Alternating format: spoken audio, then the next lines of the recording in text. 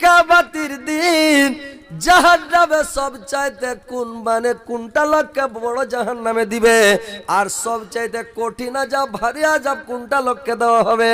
আল্লাহর নবী বললেন, ওরে আমার সাহাবারা তোমরা ভালো করে শুনে নাও, কিয়ামতের দিন ওই লোকটাকে কষ্ট দেওয়া হবে, ওই লোকটাকে আযাব দেওয়া হবে যে লোকটা নিজের মা বাপের উপরে হাত উঠাবে, যে লোকটা কোন নবীর ওপর রাসূলের ওপর হাত উঠায়, নবীর উপরে হাত উঠায়, রাসূলের উপরে হাত উঠায় এবং নিজের মা বাপকে মারার জন্য হাত উঠায়, ওই লোকটার মতন আযাব আর কিয়ামতের দিন কোন লোককে দেওয়া হবে না। সবচাইতে ভারী আযাব ওই লোকটাকে দেওয়া হবে। ভাইরে আমার, আল্লাহ কোরআনের মধ্যে বললেন, ও ফেওয়ালা তানহারহুমা, তোমরা ও শব্দ বলিবে না আর তাদেরকে তুমি জওয়ানির গরম দেখিয়ে তুমি ধমক দিবে না, তানহারহুমা ঝিড়কি মারবে না, খেকড় মারবে না, আর তাদেরকে তুমি চোখ মুখ দেখাবে না। যখন আপনি বাড়ি আসেন রাত্রি, ছেলে বাড়ি আসে রাত 9টা 10টার দিকে, 11টার দিকে, 12টার দিকে, বাপ বেঁচে আছে, মা বেঁচে আছে, বাবা বলবে, বেটারে এত রাত কেন করছিস, বাবা কোথায় গিয়েছিলি? বেটা রেগে গেল, আমি যেখানে বল সেখানে, তোমার কি হলো, কেন তুমি টুকবে?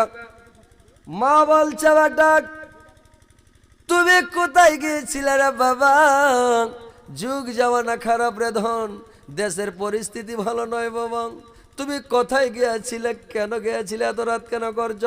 সন্ধ্যা লাগবে বাড়িতে থাকবা, দিনে বেড়াবে কিন্তু রাত্রে কেন যাও বাবা? রেগে গেল, কেন তোর কি হলো, কেন তোরা টুকাটুকি করবি, রাত তাহলে তোর খেলে বেড়াতে পাবো না নাকি? এই যে ভাই, এরকম খেখড় মারবে না, ঝিড়কি মারবে না, অনক্ষা কথা বলবেন না। আজকে মা বেঁচে আছে বলে মা খবরটা নিচ্ছি, মা নিষেধ করছে। বাপ বেঁচে আছে বলে বাপ বলছে, বেটা কেন রাত করছো, রাত্রি কোথায় গেছিলা, কেন গিয়েছিলাম? যেদিন বাবা মরে যাবে, যেদিন মাটা মরে যাবে, সেদিন আপনাকে পুছ করার, জিজ্ঞাসা করার, নিষেধ করার কেউ থাকবে না। সেই দিন আপনার চোখ দিয়ে পানি ঝরঝর করে বয়ে পড়বে। হায় আল্লাহ, যদি আজকে আমার মা বেঁচে থাকতো, আজকে যদি আমার বাবা পৃথিবীতে বেঁচে থাকতো, আমাকে খোঁজ করতো, আমাকে জিজ্ঞাসা করতো, বিদেশ থেকে বাড়ি আসবেন, বাড়ি আসার সময় করবেন কি, যে বিদেশ থেকে যখন আসবে খালি গেটের কাছে হাঁক মারবে মা বলে, মা ঘুম যায় না, মা গেট খুলে দিবেন। মা কেমন জিনিস, কত দয়ের জিনিস, কত মায়ের জিনিস, মার মতন দয়ার জিনিস পৃথিবীতে কেউ নাই। আর মাকে তোমরা ঝিড়কি মারছো, খেকড় মারছো, মাকে জিন্দগিতে খেকড় মারবে না। আল্লাহ নিজেই বলেছেন, উফিওয়ালা তানহারহুমা, মানে তোমরা মার কথা শুনে উহু করে উঠবে না, ও শব্দ ব্যবহার করবে না, আর ঝিড়কি মারবে না, খেকড় মারবে না, ধমক দিবে না মা বাপকে। কারণ তোমার মা তোমার জন্য বলছে, তোমার বাবা তোমার ভালোর জন্য তোমাকে নিষেধ করছে, তোমাকে ভালোর জন্য বলছে।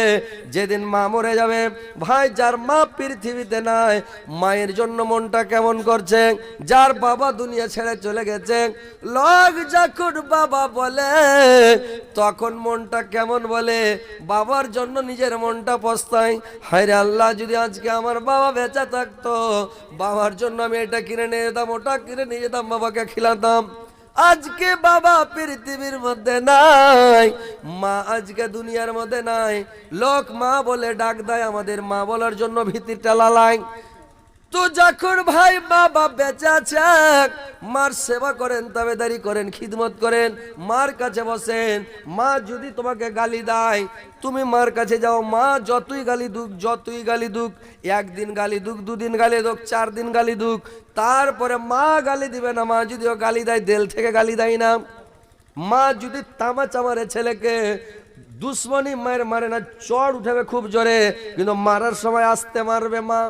বাপ যদি ছেলেকে মারে, বেটাকে মারে, কিল উঠাবে খুব জোরে, কিন্তু মারার সময় এই রেসটা কমিয়ে দেয়, আস্তে করে কিলটা ঝাড়বে রে ভাই। বাবার দরদ আলাদা, যদিও রাগের সাথে দুমুক্কা দিয়ে দেয় একদম হাইন্ডা করে, পরে পস্তাবে, হায় রে আল্লাহ কেন মারলাম, আল্লাহ ছেলেকে আমি এত জোরে মারলাম, ওর ভীতির খালি পস্তাবে।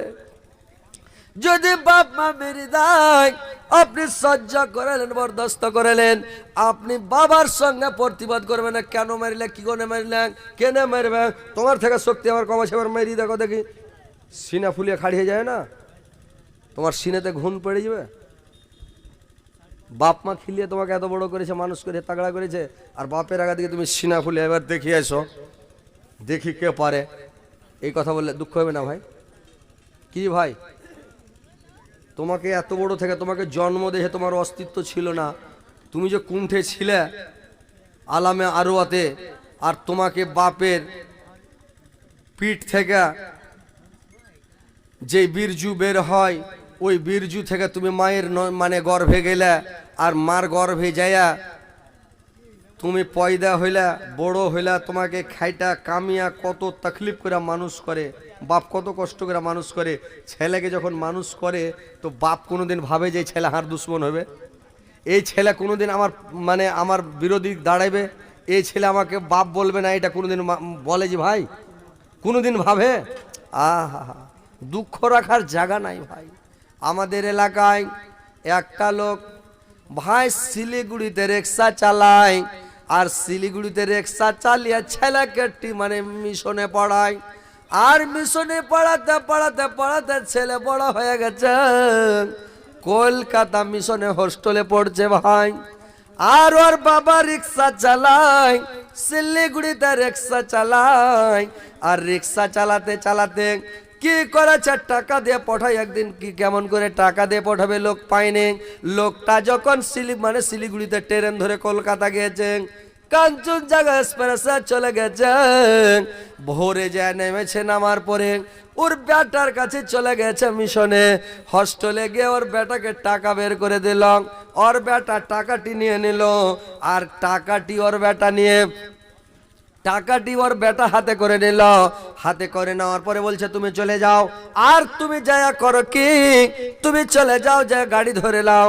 ওর বেটা বলছে হ্যাঁ রে বেটা, এখন তো গাড়ি নাই, আজকে দিনমানটা তোমার কাছে থাকবো, আর সন্ধ্যার টাইমে আমি ট্রেন আছে রাধিকাপুর এক্সপ্রেস জেরাইগঞ্জে নেমে যাব, আর ধীরে ধীরে বাড়ি চলে যাবো বেটা। তখন বলছে তুমি বেটা কেন বলছো? ওর বেটা বলছে কেন বেটা বলছো তুমি, তুমি যাও, হটো কেন হটো। আরো যে হস্টেলে ছাত্রগালা আছে, এরা বলছে এই কে হয় এটা তোমার? কইছে তার বাড়ির খ্রিস্টান, আমাদের বাড়ির চাকর এটা। আর বাপকে ডাইরেক্ট বলছে, আর বাপের সামনে বলছে এটা আমাদের বাড়ির চাকর। ওর বাপের চোখ দিয়ে ঝরঝর করে পানি বইতে লাগলো, বেচারি কাঁদতে কাঁদতে মিশন থেকে বেরিয়ে আসলো, হস্টেল থেকে বেরিয়ে এসে বাবা কাঁদতে কাঁদতে সারাদিন বাজারে কেঁদে কেঁদে ঘুরে বেড়ালো, খাওয়া নাই দাওয়া নাই। সন্ধ্যার টাইমে রাধিকাপুর এক্সপ্রেস ট্রেন ধরে বাড়ি আসলো।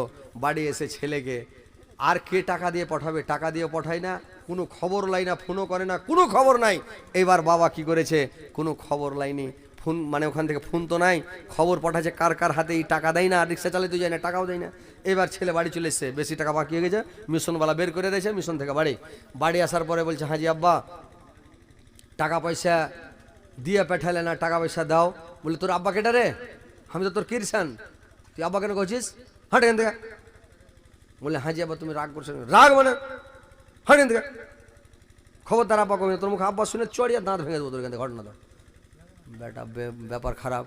ওর মার কাছে ঘুনুর ঘুনুর করছে, ওর মা কাঁদছে, বলছে হ্যাঁ রে বেটা তুই এত বড় কথা কেন বললি? তোর বাপ লোকজন পাইনি, রিক্সা চালিয়ে তোকে টাকা চালিয়ে আজকে টাকা দিয়ে দিয়ে লেখাপড়া করিয়া তোর জ্ঞান করে এত বড় বেটা হয়েছিস, বিয়ে পাস করেছিস, 12-14 ক্লাস লেখাপড়া করার পরে আজ তুই তোর বাপকে বলছিস চাকর আর কেরসান।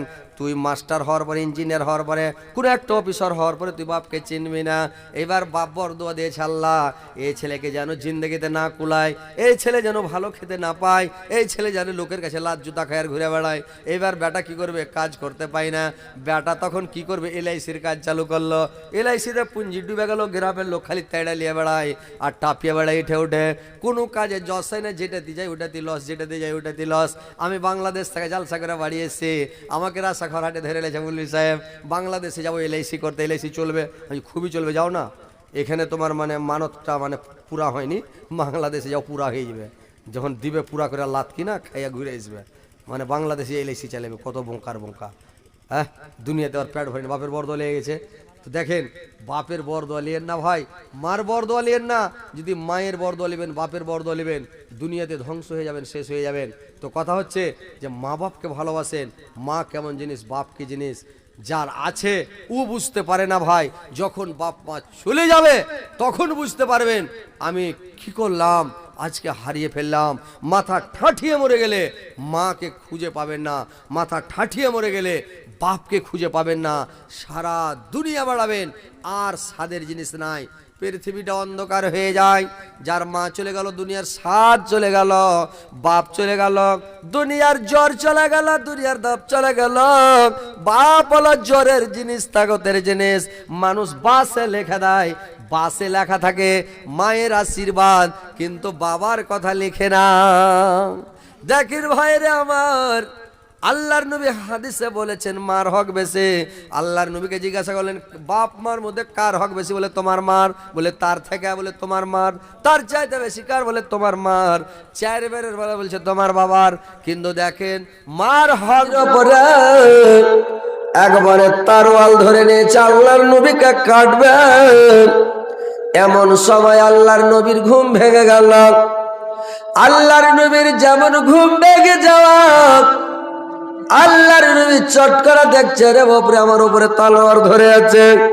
কাফের বলছে, তরোয়াল ধরে আছে, বলছে তোমাকে এখন কে বাঁচাবে?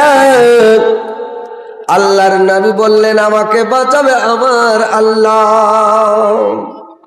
এবার কাফেরের হাত কাঁপতে লাগলো রে ভাই।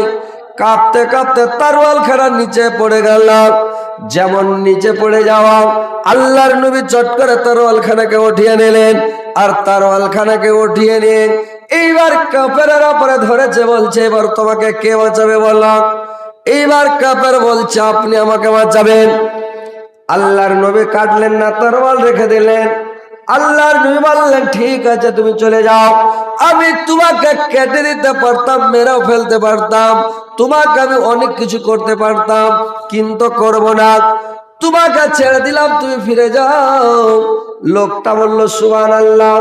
লোকটার এত দয়া, এত মায়া, এত ভালো লোক, এত সুন্দর নবী, আর সেই নবীকে আমি কাটার জন্য এসেছি, এটা তো আমার বিশাল বড় ভুল হয়ে গেছে।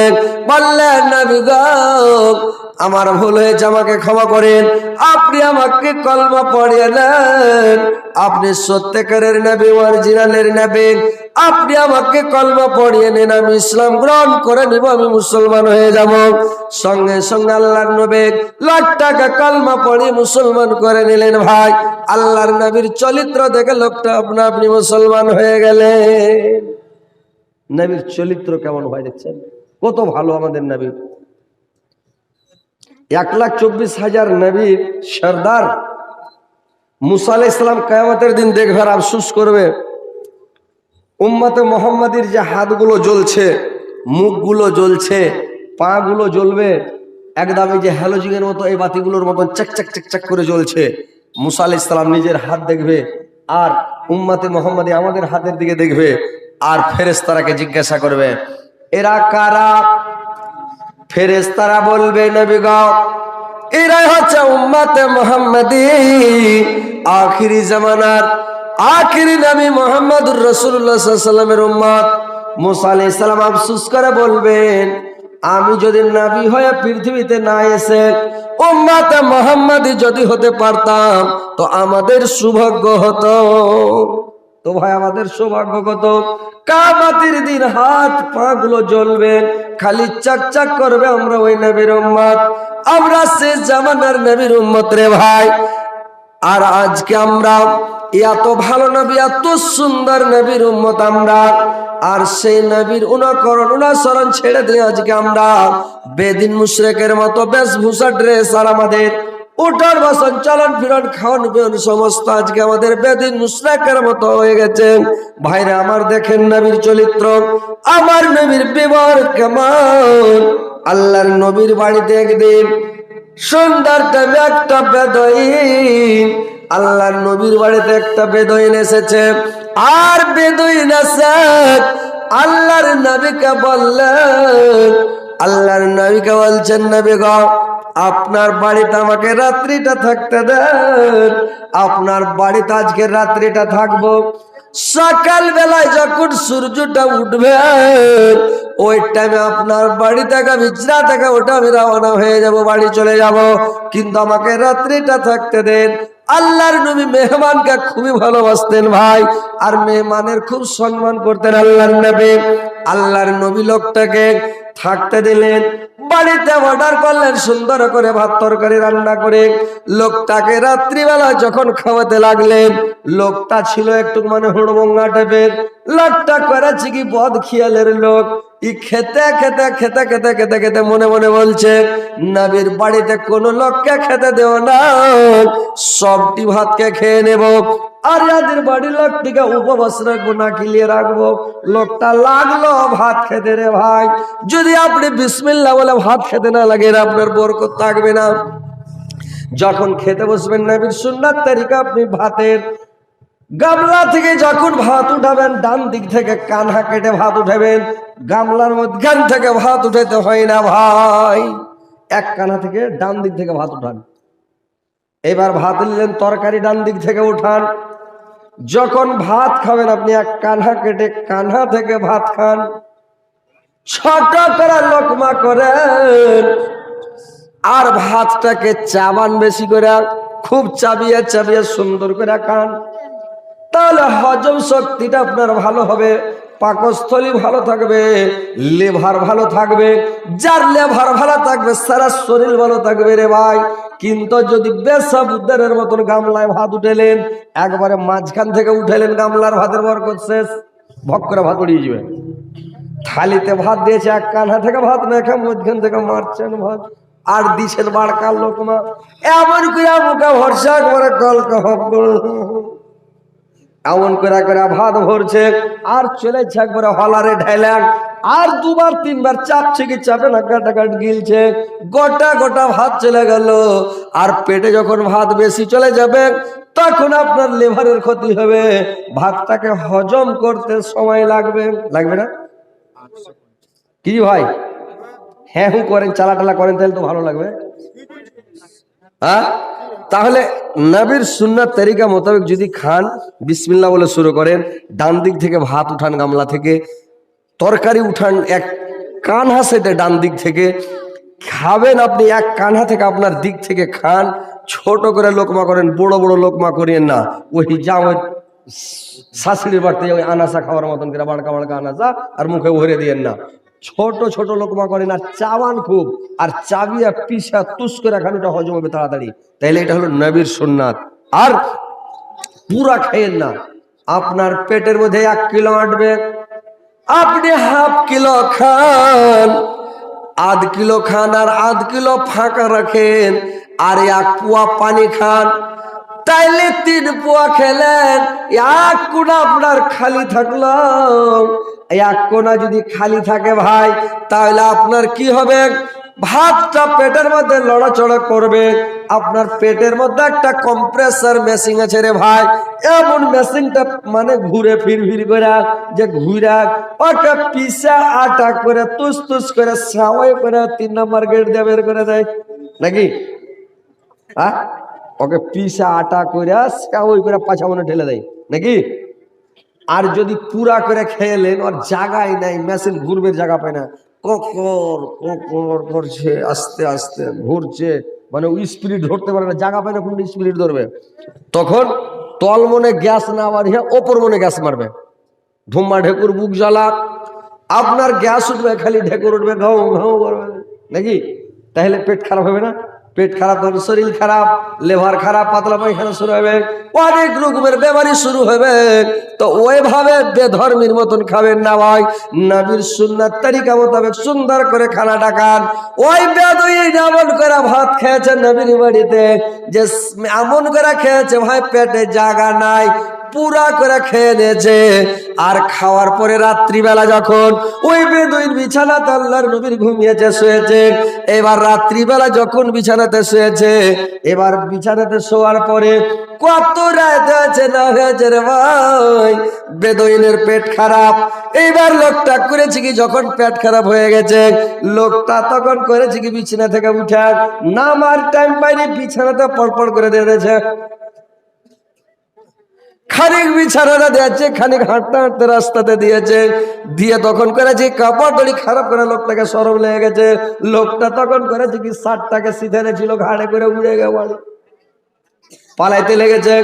পালাতে পালাতে পালাতে অনেক দূর চলে গেছে রে ভাই। কুটুমের বাড়িতে যদি বিছানায় পায়খানা করে শরম লাগবে না ভাই? কি ভাই, শরম লাগবে কি লাগবে না? ওই একটা লোক আর বিহার বাড়ি বেড়াতে এসছে, তো বিহার বাড়ি যে বেড়াতে এসছে তো ভালো মন্দ খাইতে পেয়েছে, বিহার বাড়ি বাড়ি যায় না, বেটার শ্বশুরের বাড়ি। আর বেটির বাপ শরম করে চিন্তা ভাবনা করে ওকে প্রত্যেকদিন মাছ মাংস ভালো মন্দ দিচ্ছে, ই খাচ্ছে। খাওয়ার পরে করেছে কি জানেন, ই বাড়ি যায় না। তোর বিহের মন খারাপ, 8 দিন 10 দিন হয়েছে, বাড়ি যায় না। কি করবো বুদ্ধি, জানো বাঁচে না, মাছ কত কিনবো আর গোস কত কিনবো। তখন ওর বাড়ি আলিকে বলছে, শুন রে, কি বলে, একটা বুদ্ধি না করলে আর হবে না, বিহাইকে বাড়ি তাড়াইতে হবে। তো কি বুদ্ধি করবো বলে, এটা শুন। কি বললে, 1 খোরা খৈল ভিজা, খৈল বুঝেন তো, খৈল, ওই খৈলকে 1 খোরা ভিজিয়ে দিয়েছে। খৈলকে পোহাতে ভিজালছে, সন্ধ্যা হইতে হইতে খোল ফুসফুসে একবারে গোবরে গেছে। রাত্রিবেলা 2 বিহাই শুতেছে পাঁজরা পাঁজরি, কত রাত হয়েছে না হয়েছে, বিহাই পরের বাড়ি খাওয়া বিহাই এমন করে নিন গেছে, লাগ ডাকতে শুরু করে দেয়। ই বিহাই তখন খাটের তল থেকে আস্তে আস্তে খোরাটা টাইনা বিহের তহমন চাটতে লেগেছে। আস্তে আস্তে তহমন খান চেড়ে 1 খোরা খৈল 2 ট্যাঙের মধ্যে খৈল করে ঢেলে দেয়। আবার খোরাটাকে চোখের তলে করে দেয়া, ও শুতে যায়, ও লাগ ডাকতে লেগেছে।